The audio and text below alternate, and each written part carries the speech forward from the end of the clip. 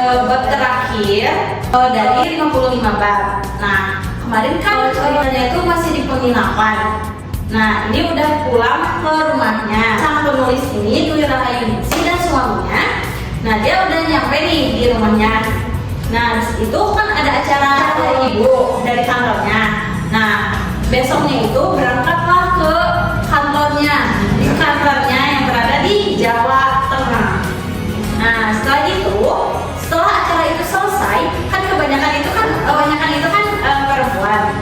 Nah, dari situ udah selesai nih dari acara tersebut. Keluar penulis ini tuh Dwi Rahayuningsi itu tuh ngeliat kenapa itu rame-rame gitu, kayak berkerumun gitu. Ternyata salah satu wanita itu tuh ada yang kerasukan. Nah, dia penasaran lah ya, nanya-nanya kenapa. Terus kerasukannya itu jadi membahayakan dirinya sendiri. Jangan jatuh dari tangga. Nah, udah gitu jatuhnya tuh nggak wajar. Posisinya tuh bukan jatuh yang kayak kepleset gitu.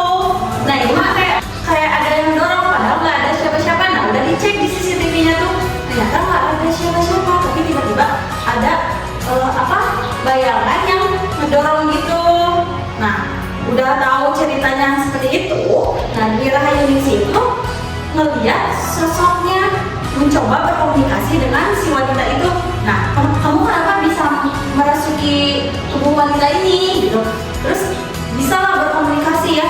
Terus katanya si wanita itu ternyata ngomong sompral. Udah gitu katanya jarang senyum, aku gak suka wanita ini. Ternyata itu tuh si sosoknya tuh anak kecil, kayak dua, sekitar umur 5 tahunan. Nah, di situ udah tahu lah penyebabnya. Nah, terus kenapa sampai nyelakain wanita ini? Jadi ngomongnya tuh sembarangan, kayak menantang, nggak takut hal-hal yang nggak begitu. Apaan sih yang kayak gitu doang takut? Terus coba mana sini tunjukin kalau benar ada gitu. Nah, udah tahu penyebabnya. Nah, Dwi Rahayuningsi itu ngasih tahu baik-baik gitu loh. Kalau tahu penyebabnya kayak gitu ya udah diwakilin gitu untuk minta maafnya dari Dwi Rahayuningsi. Nah, nanti juga dikasih tahu gitu ke si ibu tersebut. Nah, udah kayak gitu, keluarlah dari tubuh wanita itu dan segera dibawa ke rumah sakit karena lukanya itu udah lumayan parah gitu.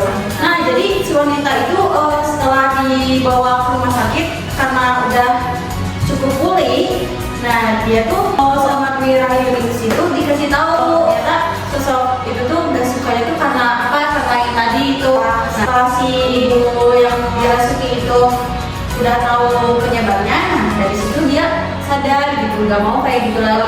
Dari cerita itu, nah selanjutnya hari berikutnya itu dia kan seperti biasa tidur gitu. Nah, malam hari itu dia tuh mimpi didatengin sosok ular. Nah, tapi nggak bicara apa-apa gitu, cuma datengin sosok ular doang gitu. Pas dia udah mimpi itu tuh kebangun. Nah, dia tuh ternyata pas bangun, ternyata si sosok ular tuh ada di atas tubuh si Dwi Rahayuningsi ini. Tapi setelah dia lihat, ternyata ini bukan ular biasa. Ternyata ini jelmaan dari jin.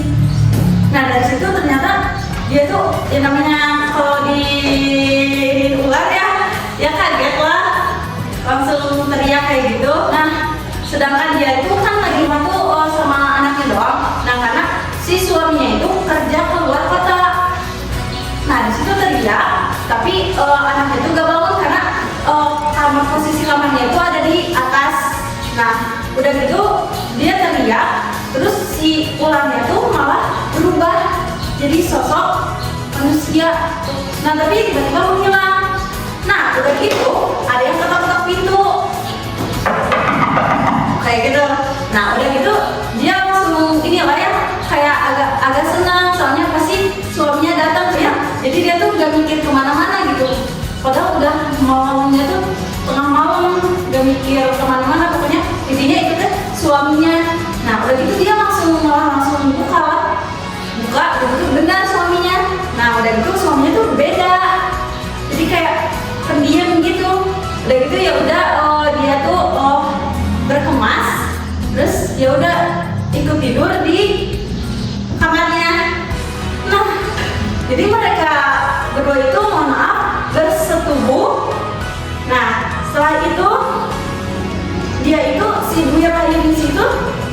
tiba-tiba hamil. Kenapa tiba-tiba kayak besar perutnya gitu. Keesokan harinya ada yang ketok lagi. Terus dia buka, ternyata itu suaminya. Hah? Terus yang lagi tidur itu siapa?